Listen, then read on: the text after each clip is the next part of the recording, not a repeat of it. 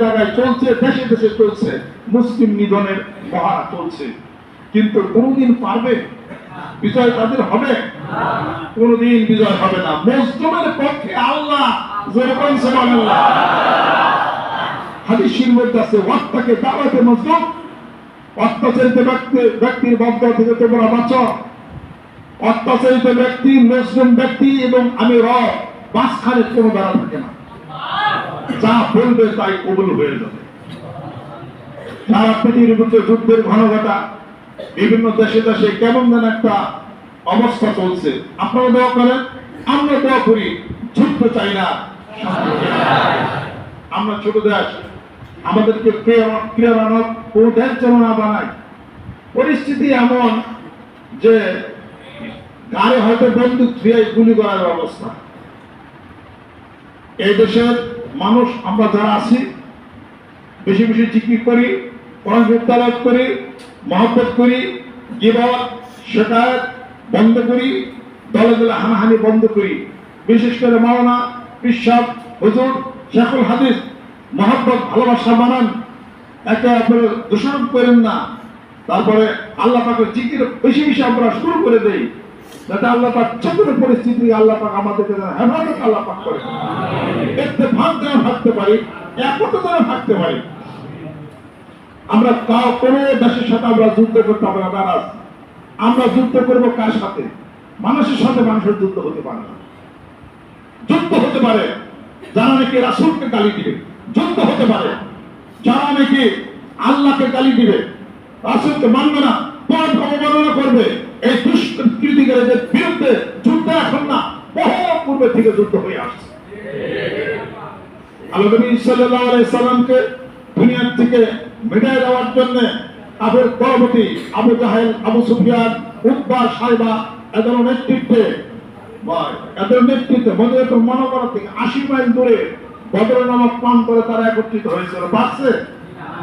জনগণ পারছে? কুল্লিল্লাযিনা কাফারু সাতুগুলামুনা ওয়া তুহশারুনা ইলা জাহান্নাম। তারা তো পারে না, আল্লাহ পাক তাদেরকে হারিয়ে দিয়েছে। অতএব আমরা সচেতন থাকি। আমরা কোন দেশের সাথে কোন যুদ্ধ বিগ্রহ কিছু আমরা চাই না। আমরা চাই মুসলমানদের মধ্যে উগ্রবাদিতা কেউ যদি থাকে, হিন্দু সমাজের মধ্যে উগ্রবাদিতা কেউ যদি থাকে, তাদেরকে নিষ্ক্রিয় করা।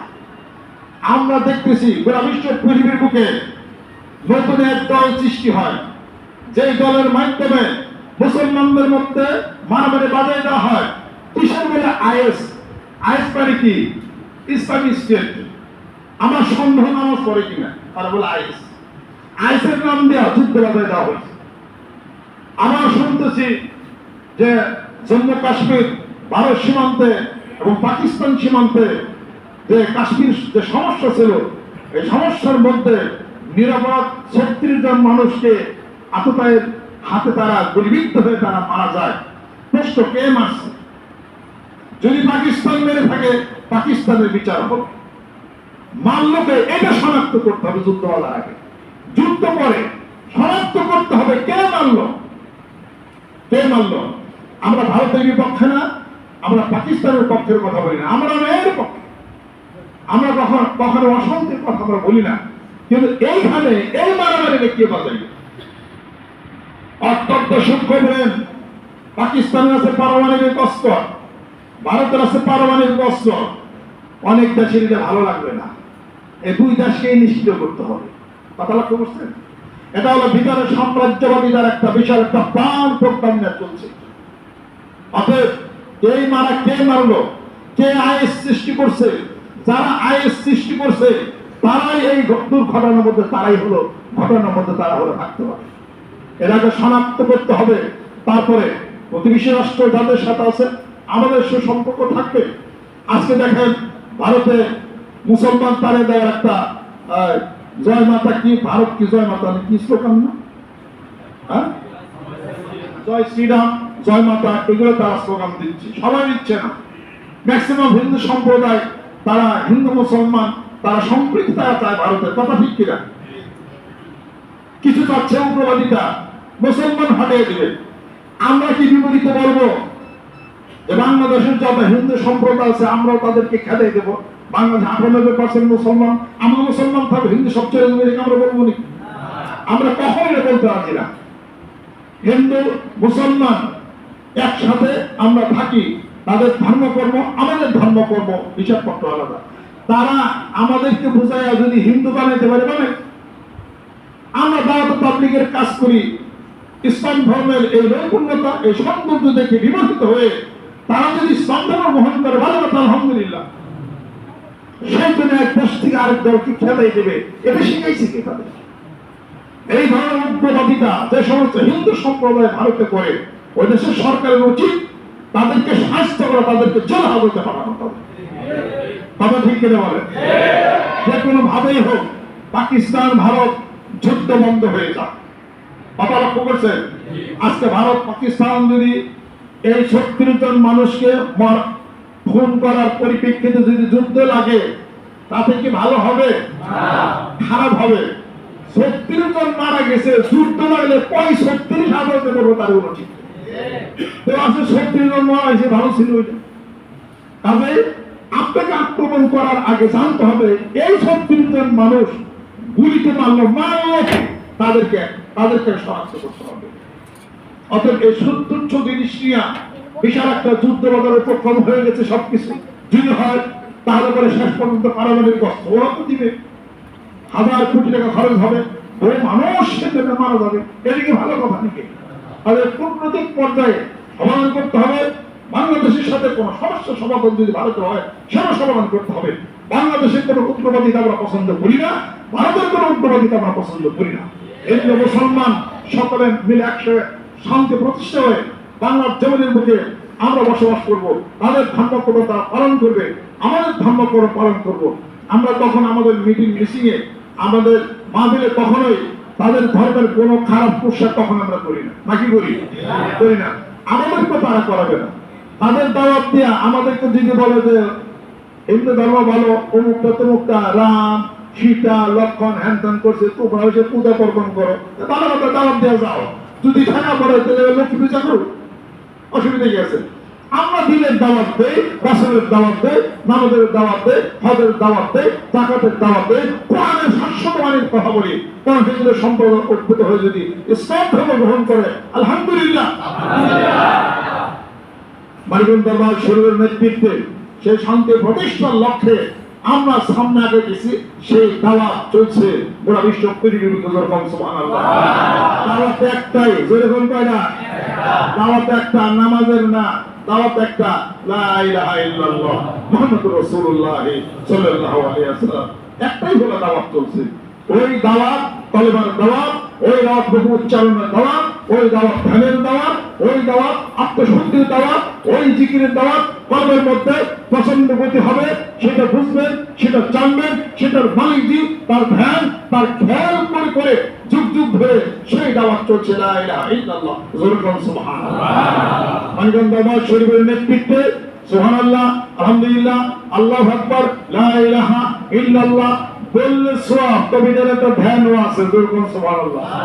ওই ধ্যান, ওই খেয়াল উপরে বসে বসে আত্মশুদ্ধির ব্যবস্থা করে, আত্মসমালোচনা করে, ভিতরে মানুষটাকে সঠিক করে ধ্যান খেয়াল করে সেই শান্তি গ্রামে গঞ্জে মাঠে ময়দানে ছড়ায় দেওয়ার জন্য আজকে বায়াতের মাধ্যমে সেই দাওয়াত চলছে। যেরকম সুবহানাল্লাহ। আশিক আল্লাহ পাগলেরা, আল্লাহ পাক আমাদেরকে যেন কবুল করে নেন, রহমত করে নেন, বরকত করে নেন। আমার আজকে তাড়াতাড়ি চলছে, এখনই মানে আমি চলে যাবো। আজকে হলো সন্ধ্যার দিকে ফ্লাইট লন্ডনে। আপনারা দোয়া করেন, আমি ব্যবসার জন্য যাইতেছি না, টাকা পয়সার জন্য না, বেড়ানোর জন্য না। কোন দেশ কি বেড়ানোর জন্য প্লেন বাড়াতে যাওয়ার দরকার আছে? সারা পৃথিবী আমাদের মধ্যে যা দেখবেন ওই মোবাইলে টিভি দিলে কাছে বেশি দেওয়া যায়। মোবাইলে টিভি দিলে দেখা যায় না, দেশ দেশ চিড়িয়াখানা মুক্ত মুক্ত সারা পৃথিবী সব দেখা যায়। কার ঠেকা বসে প্লেন ভাড়া দিয়া ওগুলা কষ্ট কষ্ট করে পাউন্ড ব্যয় করে লাখ টাকা ব্যয় করে ওখানে দেখ করে যায়। এটা কেউ ঠেকা পড়ছে এগুলো যাবো ঘর বাড়ি এসে ব্যবসা বাণিজ্য করে হ্যাঁ জন্য বসে আমরা কি ব্যবসা করি আবার সিভিউটা কাজে ওখানে আমার আব্বার খালাতো ভাই আছে, চাষতো ভাই আছে, এখন এসব জানা দেখতেছে। এরপরে যে আমার চাষতো ভাই আছে যে দখল, তার হলো চাচা শ্বশুর ওখানে ডক্টর মাজেদ অক্সফোর্ড ইউনিভার্সিটির লেকচারার, উনি ওখানে আছেন। তারপরে আমার অনেক পরিবার আছে, আত্মীয় আছে, নামের পরিবার আবু তাহেরের তার মেয়াজ জামাবাড়ি ওইটা হিত বিমানবন্দরের কাছে সবই খবর হইতেছে, অনেক বয়স পরিচিত জন আছে আর কি। যাই তারা আমাকে নিতেছে, আমি নিজের টাকা ব্যয় করে আমি যেতেছি না, আমার তো এত ঠেয়া বড় না আমার। আমি কত টাকা ঋণ, যে টাকা ব্যয় করে আমি প্লেনে আমার দেখাবে ওই কি দেখা লেগে যাবো বলে ওই টাকা লাগে বলছে ঋণ শোধ করা মানে আমার তো আগ্রহ না, হ্যাঁ আগ্রহ বেশি, তারাই জোর করে আমাকে দিতেছে। তার পায়ে খরচ হিসাব করছে কমপক্ষে 20 লাখ টাকা, এত টাকা খরচ করে আমার নিতেছে, তারা এখানে খুশি। ওখানে কিসে লেগে যাইতেছে, এই কলমার দাওয়া দিতে, সিকিরে দাওয়া, বাড়িতে দাওয়া, বহু মানুষ এগুলো তো আমরা খেয়ালই করি না, ওই খেয়াল দ্বারা মনে করে দেওয়ার জন্য সকলের দোয়া আছে আল্লাহ তাআলা সহিহ সালামের মতো পৌঁছান, আগে জানে আল্লাহ পাক যেন ঘুরে আল্লাহ পাক যেন নিয়ে আসেন। লন্ডনের ওদিকে বহু বাঙালি আছেন, বিশেষ করে সিলেটিরা অনেক বেশি আছেন সেখানে। আমি তো কোনো দল করি না, আমার সাথে কোনো কাজে ঝগড়া কেউ কোনো বসে না, আমি মানবতার দল করি, সম্মান শ্রদ্ধার দল করি, মানুষের উপকার করি, এই হলো হিসাব করতে। তাতে কোনো দেশে যদি যায় চিকিৎসা পদ্ধতি করি তাও তো 2-1 লাখ লোক আমি ধরে আর আল্লাহ তাআলা এই কাজে আল্লাহ পাক যেটা আমাকে দিচ্ছেন এই স্বার্থ থেকে আমি সেই কাজ আমি এটা করি। আর কোনো দেশে যদি সরকারি ভাবে যদি আমার যদি অর্ডার পাস করে বা আমি যদি অনুমতি পাই যান আপনার কথা আপনি চালিয়ে যান, তাহলে ইনশাআল্লাহ তারা আছে, তাহলে পরে ইনশাআল্লাহ তারা এই সুযোগ তো সৌদিতে সাধারণত দেয় না কাউকে কথা বলার এই সুযোগ, সৌদি কুয়েত কাতার আর বেশি গুলা পাওয়া যায় না আর কি। রাশিয়া তো সবচেয়ে ভালো হয় কি, রাশিয়া তো আমার মুরিদ আছে ওখানকার স্থানে, তারাও আসছে ওখানে, ওনারা আলাপ আলোচনা করতেছে, রাশিয়া তো আমাকে নিতে চাচ্ছে আর কি। ওখানে পরিবারের কাজটা সবচেয়ে বেশি ইজি হবে আমার, কারণ লন্ডনে তো 2 ধরনের অধিবাসী থাকে, একটা হলো প্রটেস্ট্যান্ট আর একটা হলো ক্যাথলিক। এই তাদের মতবাদের বিরুদ্ধে কোনো কিছু বলা যায় না, আপনার দিনের ইসলামের নামাজের দাওয়াত দেন, এটা তো সমস্যা নয়, কিন্তু অন্য ধরনের কোনো আলোচনা আপনি করতেও পারবেন না, আমার কোনো দরকারও নাই সেটা, আমি তো কলেমার দাওয়াত করে চিকিৎসা নাকি নামাজের এইদিকে কথা নয়। রাশিয়াতে আরো সুন্দর মতো কাজ করা যায়, রাশিয়াতে সবচেয়ে বেশি ভালো হয়। বিদেশে যাওয়া যখন শুরু হয়েছে তাহলে 2-1 দেশ আরো যায়, সবাই খালি নিবাস আছে অসুবিধা, ওরা কে দিয়ে আমার নিবাস যাবো, তারপরে তো কষ্ট তাই না, প্রায় 20-25 ঘন্টা লাগবে, এটা তাই না। এখান থেকে বাহারান ওখান থেকে হলো ম্যানচেস্টার হইলো বার্মিংহাম, তারপরে সেটা হলো লন্ডনে, অনেক দূরের রাস্তা। তাই কিছু আর কি দোয়া করে আল্লাহ পাক যেন আসে, আর এই লা ইলাহা ইল্লাল্লাহ জিকির দাওয়াত আর বায়াতের দাওয়াত এটা যেন পৌঁছে যেন দিতে পারি, আল্লাহ পাক আমাদেরকে যেন কবুল করে নেন, রহমত বরকত আল্লাহ পাক যেন নাযিল করেন। সকলের জায়গায় ডান হাতে ধরি, করার জন্য তওবা হবে। আউযু বিল্লাহি মিনাশ শাইতানির রাজীম, বিসমিল্লাহির রহমানির রহিম। तौबा किया मैं शपूरी बातों से और शपूरे कामों से और बैत किया मैं ऊपर हाथ मोहम्मद मुजरुल इस्लाम सिद्दीकी खलीफा अलहाज हजरत मौलाना मोहम्मद अजहरुल इस्लाम सिद्दीकी साहिब आई मेरे मौला इस तौबा और इस बयान कबूल फरमा। अल्लाहुम्मा आमीन।